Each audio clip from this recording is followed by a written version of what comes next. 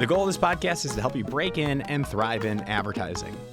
And we do that every single week and sometimes twice a week by sharing the stories and advice of those rocking it on the other side. And this week, we have a very special guest. We have the #1 copywriter in the world. This is ranked by D&AD, Design and Art Direction.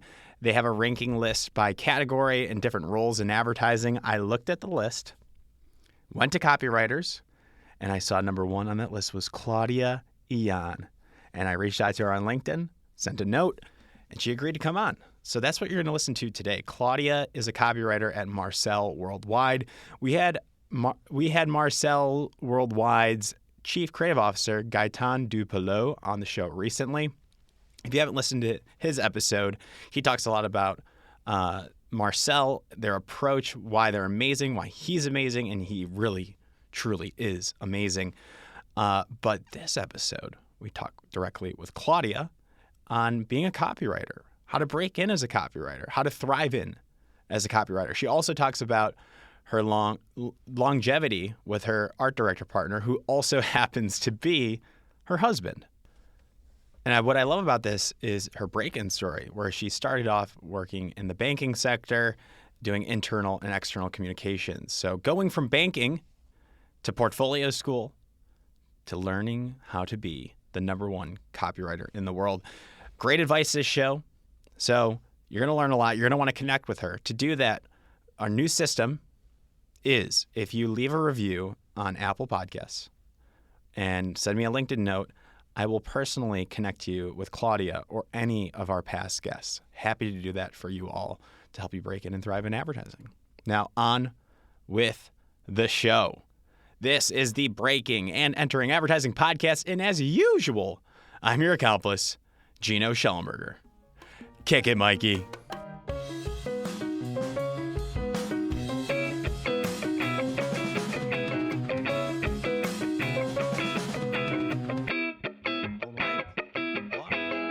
Illán, welcome to the Breaking and Entering Advertising Podcast. How the heck are you doing today?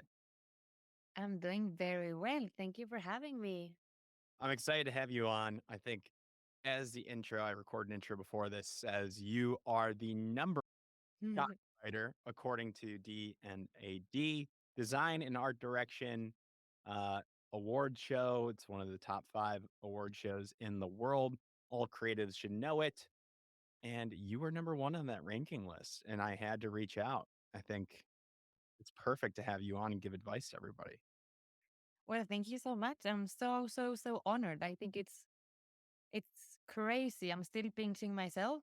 And I'm so happy also to share it with the other copywriters that I worked on with in back market. So like Mm-hmm. Aurel and Sasha and Antonin, because they're really, really good. So it's really great to be up there with them. And maybe a shout out to your art director partner. And who is that? So that's Hugo Validov, and he's actually my beloved art director and my husband. There we So go. he's really good as well. I love it. I love that. And did you guys meet because of advertising before? How did that work? Oh yeah, I mean he's Swedish and I'm Spanish, and we met in Berlin doing Miami Art School. Nice. And then he convinced me to go to Milan to work together, and then well we fell in love, and here Oh we my are, goodness. 8 years later, now in Paris. It's so funny. I think I always like to clarify when I say creative partners or like partners in advertising, Yeah, usually they're not romantically involved. But that's not all. I mean, it sometimes, happens. yeah. I mean, it makes sense. There's a duo and Hava Chicago. They're married, package duo. Would you ever take another job and find a new partner, career wise? How does I think that's a good question. Ooh, well, actually, when you invited me into the podcast, that's one of the things that I was thinking about as advice for young creatives was to find your partner. I think that if you're lucky enough to find someone you work really well with, it's important to keep fighting to work together Yes. because I think that it's a bit similar for me with agencies and clients. I think that the more you work together, the more you trust each other, the more free you feel about, giving feedback on ideas and, sharing thoughts. Hmm. So I hope we continue working together very long. Now it's a bit of a different situation because I'm on maternity leave. So it's the first time in years he will have to work with someone else. So that's going to be really interesting. Wow. Do you get Yeah. jealous of that? How do you feel about it? I'm Do you waiting still to step see who in he'll and work with.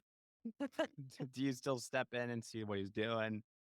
Oh yeah, for sure. I mean, I'm super busy with the baby, but so is he. But Mhm. I'm still because I love what I do. Yeah. So I can't fully disconnect. So whenever I hear he's been on a meeting and I'm like, oh, how did it go? And did they like this idea or that idea? And then Hmm. I try to give him feedback or like work on lines with him. Yeah. And I love how we're getting right into the advice. This is going to be like because we already had Gaëtan du Peloux on the show, who's the Yeah. CCO of Marcel, where you work. Yes. Um, and I think he did a great job of encapsulating the agency, what they stand for, why you guys are so great. So I love that we're just getting right into advice. So my next question then is, on the contrary, playing devil's advocate in a way, if you're with the same partner for so long, does that breed like same thinking? Does it like, how do you stay creative with the same person? Because sometimes these partners are with each other for the entirety of their careers, which is usually 10, 15 years in advertising, sometimes Yes. longer. Um, but yeah, how do you prevent being stale in your thought process? Mm. So I mean, one great example of partners who are still together is Yuri and Gaetan.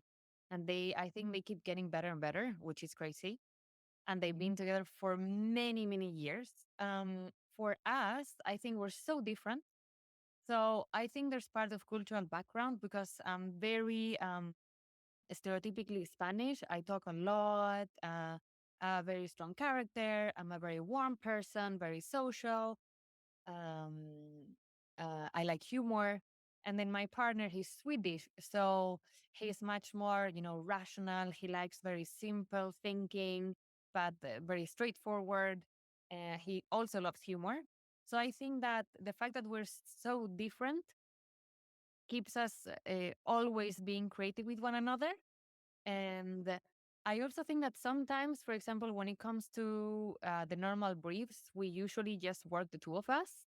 We started working with some interns, which was also really great in terms of, getting out of your comfort zone.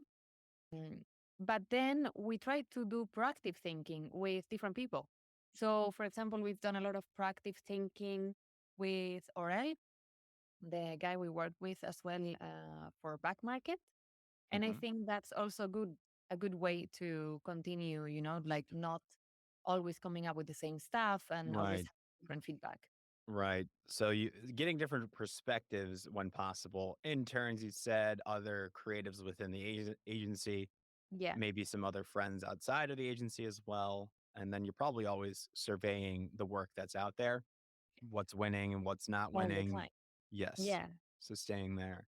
But yeah, that makes a lot of sense that you get that comfortability with the person. You know the ideas and the thought process in a way that you're faster. Yeah. And the speed today that agencies kind of require for clients, it's just getting faster and timelines are turning way faster now. So if you have that speed, um, it's super important. Do you think, do you think that aspiring creatives, people in college, maybe um, they just graduated, maybe they're entertaining the thought of portfolio school. I know my take on portfolio school is to avoid it if possible, right? It's Mm-hmm. great, but I want people to get a good education and then break in right away. Mm-hmm. Do you think for those people that are trying to avoid portfolio school should find that creative partner earlier on? Uh, or is there kind of, or is it good to wait to develop and see who you are and then find somebody? I mean, I think that, for example, in my case, uh, I think it was better to find him earlier on because already when we were in school together, you could sort of figure out who you work well with and who you don't work well with. And sometimes it's weird because you can have a great friend that you get along super well. But then when you're working together, somehow there's no creative spark. So I think that if you find that creative spark with someone while you're in school, that's really, really great because then you can develop together. Together. You can learn Right. together. I think as soon as you figure out in your career process that you want to be a art director or copywriter, you should then start looking for that partner. Because Yeah. they struggle. Students I talk to at the US, they decide late that they want to be a copywriter in undergraduate education, and they're trying to do it all themselves. Yeah. And it's tough. It's tough when you don't have the Photoshop or the creative suite experience, and you're still learning how to write copy. And Yeah. then Yeah. you're trying to struggle to like throw something together that looks good. It's it it's detrimental and it takes more time, and then you will have to go to portfolio school for sure. For sure. I mean, I also think that if you're, I mean, for example, as we don't work as strictly copywriter or art director. So, like, of course, Hugo knows more about the programs and Yeah. I know a little bit more about the wording, but a lot of times he would be the one to come up with a great headline or a great slogan. Hmm. Um, and sometimes I like to be the hovering art director because Yeah. I do think I have an eye for certain things. Or, like, I'm very, when it comes to the pixel, it's two to the right or two to the left. Um, Right. I do try to help him that way, but I think it's also interesting. Like if you have more expertise on one field, but the more you work together with someone, I think that you start learning also the other side, and then you can both like bounce off each other. And I think that's also really, really nice. I like that. How long did it take you, I guess, to get more of the art direction skills or Hmm. developed? Did was it like as you were learning writing, you started to develop the art eye, or did that take like a couple years that you need to lock in your style with writing first? Yeah, for sure. I needed to lock in my style with writing first because at beginning, I like to write, but more on a journalistic way. And Mm. it's so different from copywriting because copywriting is much more um, synthesized, I would say. When it comes Oh to yeah. write script, you have to be like very straight to the point. And when it comes to writing a headline, you have to, the shorter, the better, I Hmm. think. But it needs to have all of the ingredients, right? It needs to convey all of the things that you want to convey. It needs to be sharp. It needs to be really well understood. Um, You can break grammar rules too. Uh, yeah, like it's not all AP style or yeah, like journalistic style. Uh, yeah. so did you start off with the journalistic study? Like, tell Mhm. me more about that and like how you got into advertising, how you broke in per se. Like, where did it Okay. all start? So it all started, I actually studied communication. At the beginning, I wanted to be an actress. I went to the same school as Penelope Cruz, but I was definitely not as good. So I didn't pursue it. Um, and I thought that communication here in Spain is quite, it's, let's say, the degree similar to that. So you do journalism, advertising, and the behind the scenes, so camera work, radio, etc. for the first 3 years. Yep, like And then media communications bubble. exactly. I did that for 5 years and then I graduated and I started to work, let's say, on the client side. Oh, which client? I worked first for Santander Bank. So it's one of the biggest banks. It's the biggest bank in Spain. And then I worked for the second biggest bank in Spain, which is BBVA. And The banking world. the Nice. banking world, yes. Some good money in the banking world. Well, right after the recession, like the Maybe not then. crisis. Yeah. So But so it you wasn't were bad. and Yeah. what were you doing? You were doing just communications, marketing side? I was doing on BBVA, I was working for a smaller company that was like a sort of startup working with big data. And so it was super tiny, but it was really cool because You're I doing got to everything. do, yeah, and I got to do like internal and external communication. Mm. So I got to deal with agencies because we wanted to promote the company for the first time. And I remember sitting in a meeting and I thought, wow, what they do is so much cooler. Like I'm here, pretending to know and saying like, oh yes, I like this, I don't like this, or this could be improved, and I was only like 23 or something. And then I thought, wow, their offices are cooler. It's much better to be the person who comes up with ideas, than being the person who, um, Approves yes and or gives no or matches. that's so interesting because not a lot of people start off in that marketing side role. So you got to see a bunch of ideas on the other side, Yeah. approve of it, what works and what didn't work, and what Yeah. businesses wanted. For this specific case, it was a small startup that you were saying. So Hmm. that's a really interesting. But then to go from that power position of approving creative to transitioning to being the creative developer, how Yes. was that? What'd you do? So I did portfolio school.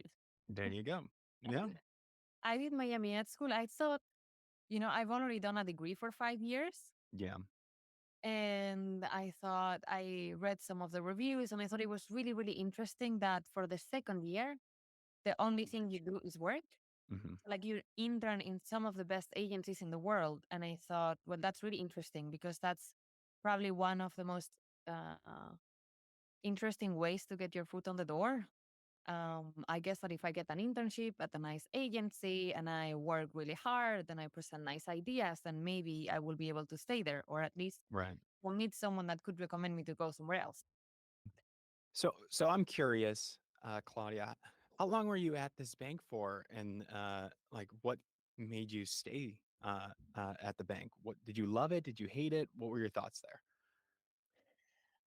I was at the bank for 2 years and I quite enjoyed it. I think that until I came across the agency we worked with, I was happy at the bank.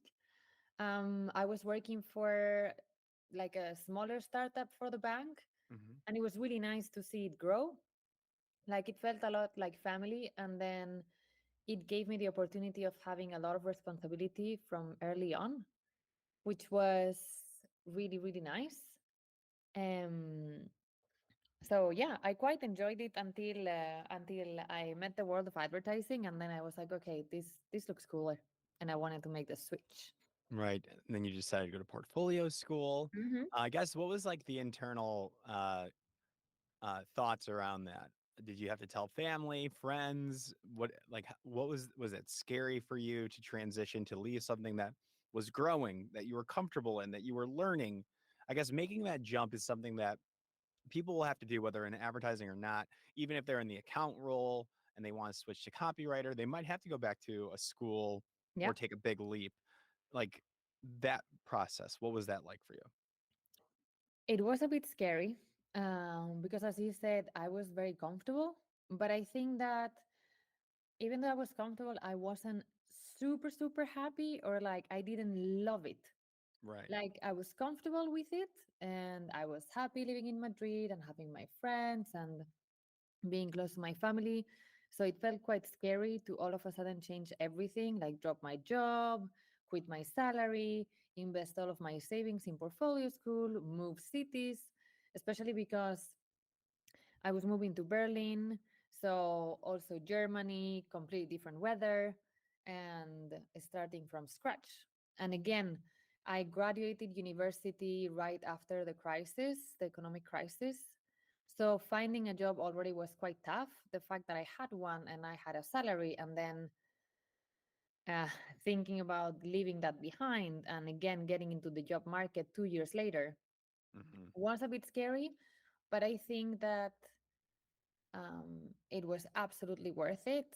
I think that I found myself in a moment where I thought, like, I'm comfortable and I'm okay, but I'm not super Hmm. passionate about what I do. And I have time to make the switch and love what I do every day. I think that's so important for people to hear and that it's not easy. Could you have done it, you think, on top of the career that you had, like work on the portfolio at night, or did you need to do a complete 180? I think I could have. I think it depends on the person. So if you feel confident that you will do it, like you will go to work and then you will go home and work on your portfolio, then you could do it that way. Yeah. I think that for me it was more like I I am a person that prefers to commit 100% to something. Yeah. If not, I get quite distracted. So Yeah. for me, it worked better To saying go that, all in. yeah, going all lately. And I want to hover there now, potentially like advice for somebody that It's hard, right? Because it financially could be burdening Mhm. to switch 100%. So some people might have to work. What you can do, some other options are you might have to leave your career if it's too demanding. If you don't have a demanding job, it's 9 to 5, you clock out, you can forget about it. I don't know what your situation was. I'm just trying to Mhm. speak generally here to the audience directly. If you have a 9 to 5, that's easy, and you can work maybe during the hours on your Mhm. portfolio, and you have the discipline, and you find 1 to 2 mentors in the industry. Mhm. You look at the Crowbar Awards, which is our award show, then that's something that is possible, especially for those that need some money. The other thing you can do is look at part-time jobs, maybe retail, maybe working nights. We see this a lot with some of our past guests as well. Um, to mitigate some of that 9 to 5 work if you need some more structure like that. So there are some other options. It does take discipline. Right. Absolutely, but you're completely right. I mean, I think that, as you said, if your job is super demanding, maybe not the best option, but it can be done. But also having a job that is maybe less demanding and then coupling that up with working on your portfolio. And I think, as you said, looking at award shows, it's super important. Hmm. Like, we had some very interesting classes at Miami Ad School, but I think where you learn the most is looking at other work and trying to Yeah. understand why it's good, or like looking at interviews with people that work in the industry, or and This explain podcast. why they did, yeah, or this podcast, exactly, yeah, because it's Yeah. super interesting when they explain why they did that and why they think it's great. And that's, to me, one of the best ways to learn. And Yeah. we do that still, like, I think Hugo and I and the other creatives at the agency, whenever there's the time of award shows, we would sit together and review the shortlist and the things that have won and comment on why we think it's good, or what we think could be improved, or Yeah. and we also try to ask Yuri and Gaetan as well for their opinion when we are like, oh, this piece won a lot and we don't really understand, or like this we thought was really great and it didn't grab so much. And we also try to ask more senior talent to explain why and what are their thoughts. Right. So, And that's why I try to connect every listener with our guests. And if they reach out to me, I'm happy to connect them with like some of the best talent. And they might be busy, but you might get like 20, 30 minutes with somebody that's a CCO, or like somebody like you, Claudia, that can offer some golden advice that can mitigate the need for a portfolio school completely. And there's some other options out there online, like options and like one-off night classes and stuff like that. But I really think like the Crowbar Award specifically, and or any like Young Shits or these other brief systems mhm, out there where they're giving you a brief. We do a brief every quarter. We think that's the perfect timeline where um, you can work on that with up to 2 people, and absolutely, that's such a good opportunity. it's a good time frame. So there are other options out there, but I think that you went all in. I respect this. It is a Mhm. for surefire way to immerse yourself if you can financially afford it and you have the time, and it's not easy for everybody, so I acknowledge that. But if you can, then I'm always a proponent, like go and invest in your future, make that commitment if you can. But we try to mitigate that and try to find some other ways to do that. So you went to portfolio school, you met your future husband there, Mhm. is that correct? So Yes. that's another. Hey, I might have to go to portfolio school just for that. I'm struggling a little bit in that department, but that's a different podcast. And Yeah. then I guess you got the fundamentals down. Where was that internship that they promised you? So I went to I went to 360i New York, Oh, which what's was that quite. now? Is that still a thing? I don't know actually. I mean, back then it was quite interesting because they had the Oreo account. So Mm, that was really, I mean, the digital part of the Oreo account, but also HBO. And it was the time of the beginning of Game of Thrones. So that there was we really, go. really fun. Yeah. And then I did McCann London, which was awesome. You got two internships throughout through Miami I got portfolio school. three. Yeah, I got three. Do you need three? Yeah, because the second year, the only thing you do is intern. So you switch every 10 weeks. So could you have Mm. gotten a full time offer from, let's say, your first one was 360i? Let's just Hmm. speak theoretically. Could they have offered you and you would be like, okay, I'm taking it, and then withdraw from For sure. Miami? And they For sure. probably get that a lot. Yeah, yeah, for sure. I mean, if there's the job opportunity and you like the place You're and gonna you get take the it. job offer, of course. Like what? I mean, you've already done the first year that is more the theory, etc. And Hmm. now that's your moment to Application like theory. Yeah. network and learn how to, do your job. So a I hundred love percent. that. So then you had three. So then you had McCann, and then what was the third one? Ogilvy, Sao Paulo. I think you actually had on your podcast my previous Rafa. boss, Rafa. Yeah, Rafa Donato. I Rafa knew it. Donato. Yeah, Yeah. He's intense. He's good. he is really good. He was really He- fun. He He's was really, fun. I Yeah. don't know if he will remember me because I think he saw his fair share of interns, but I didn't want to leave Ogilvy, Sao Paulo. I love the Yeah. city as well. So Everybody should listen to him. He's on. He's at David now, a chief creative officer there, yeah, and he's brilliant. I mean, those Brazilians, they're just good. they're so good. I They're mean, good. the competition there was insane. Like everybody was super friendly, but I remember like sitting next to the assistant to the art director, looking at them do Photoshop, and for me it was like watching a magic show.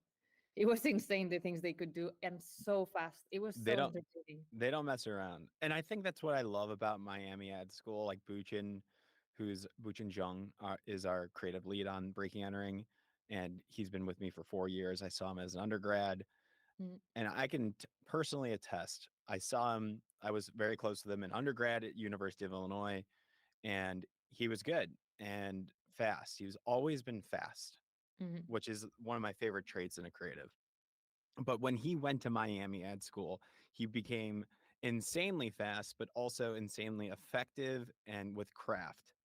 And Yeah. in whether it was 1 year or 2 years, I forget, but he just was able to flip it and become so much just higher level. And I think that's what really helps out with Miami. And maybe because of that Brazilian mindset, or like Mm, I think he had some Brazilian like instructors of just being speedy, creative, ambitious, and I'm sure where you're from as well, you kind of breed that as well.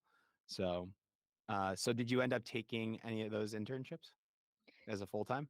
no, I went back to finish my portfolio in Berlin. And then I did the what they have in Miami at school that's interesting is that they have this thing called screenings. Hmm. So basically, you do a sort of like speed dating, but it's interview, so speed Hmm. interview, Yeah, or like you have like 5 to 10 minutes with each agency that they have invited. in It's quite person. in person. So it's really nice. It's quite intense because in the end, you end up talking about yourself and your work constantly for like a day and a half. And it's quite hard not to be like a robot where like you present everything on the same way and you talk about every project the same way, but you get That's to meet nice though. really nice people. Yeah. And then what happened because of that? Well, what happened was that on the last day of interviews, most of the agencies that went there were German because I mean it was Hmm. in Hamburg. And I think that most of the people that did the interviews, they wanted to end up at the German agency. So back then it was like Kohler Rebbe or like DDB, or Jung von Hmm. Matt. But the last day of the interviews, there was the ECDs from Publicis Milan, which right now is top of the world, like insane. But back then it was known, but not as known as it is now. And Italy was not known to be, the country for advertising. But my art director had done research on the two ECDs and he'd seen the portfolio, and the portfolio was really, really good. So he said, "No, we have to go, we have to meet them because they have a really good portfolio. At the very least, we should show them our work and see what they think." And that was Marco and Luca. So we did the interview, and they told us like, "Look, we've just gotten this really big account, and if you come to the agency, no matter if you're a junior, an intern, or a CD, you will get to pitch ideas for every brief." What was the account? Heineken. Yeah, Yes, it's all coming together now. yeah. And you did your research, and so let me clarify. You at first it didn't have the notoriety and the prestige, but you did some research, and you Yeah. noticed that these two creatives, what are their names? Marco and Luca. Marco and Luca, yeah. What are their Um, last names? Do you know off the top Marco of your head? Venturelli, he's now president in Publicis Conseil in Paris. And Luca Cinquepalmi, he is still in Italy. We might have to Um, have them on the show. yeah, I mean, there's really good and super smart. Yeah.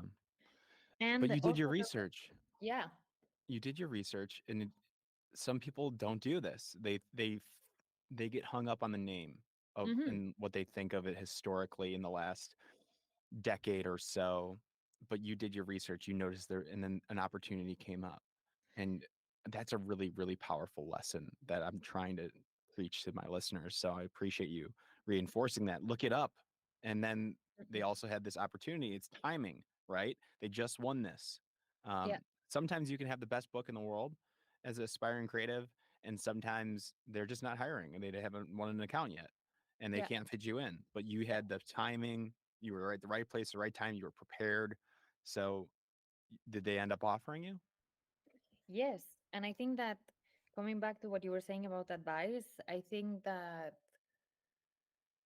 for us, like Hugh and I have always chosen where to go, not based on the name of the agency, but based on the people we would work for. Boom. 100%. Love And it. I mean, I think, and it's not just the portfolio, right? Like you see on the portfolio the kind of work they like to do, which Mhm. is also really interesting to see if it matches, like if it's things that Your you love, style. Yeah, yeah. yeah, and like you find fun or you find really insightful. And I think also when you do the interview with them, you can see if there's a click, and you can also see, and it might sound really silly, but I think it's important. And I think Gaetan would tell you the same. You can see if they're good people, because I think you're going to spend a lot of time working together, and you're going to be, sharing ideas and working on projects that feel really personal to you. So I think it's really important as well to, find the right person you would work for. So for us, definitely we did the research, and Mark and Luca had really nice portfolios. Then there was the opportunity to work on Heineken, and even as a junior pitching ideas for the big TVCs, which is not common, and they would listen to it, like they would take the time. Yeah. And also, there was Christian and Bruno, who were the CCOs at the agency, and they had a very clear vision of what they wanted to do with the agency, and they've done it. And they Yes. also had really, really good portfolios. And I mean, while I was in university studying communications, they showed this case really for Heineken, the auditorium, which is, I mean, it was one of the first, I think one of the first like prank advertising, and it Mhm. was so popular, like everybody What's it knew it. called? The auditorium. Look it up, everybody. That's Yeah. homework. Love it. I'll have to look this up. Yeah, it's really nice. It's really fun, and it was them who did it, and it was the agency. So I think all of that combined was like, we definitely need to take this job and move to Milan and Yeah, nothing wrong with start that. there. Mm-hmm. And they hired you, and that's how you broke in. Exactly. I love it. I think there's so many lessons here. Um, about shifting and pivoting from career choices to going all in to doing the hard work, which is research, perfecting your craft, finding a creative partner. Claudia, this might be a perfect episode at that. I think, international lens, it's just so, so great. I think just to hear this perspective. So I have no more questions except for how can people contact you if they have any more questions for you and your husband, who's your creative partner, perhaps? Where can they Yeah. find you? So for sure through LinkedIn, but they can also find me on my email, which is Claudia Illán at gmail.com. Okay, we'll leave that for them to say hello. Send the finished portfolio, close to finished portfolio. Don't send her like if you have one campaign that's not let's wait, right? I think that's a good strategy. It's like work with Gino. He'll find you somebody that can help you get it to a couple more campaigns, and then when it's in a good spot, maybe 70-80% done, and you're feeling good, then we can talk to Claudia, right? For sure. And I will We be don't want very, very happy. Cool. Claudia, amazing episode. Thank you so much for taking the time. Uh, it was incredible. Thank you so much for having me. Of course.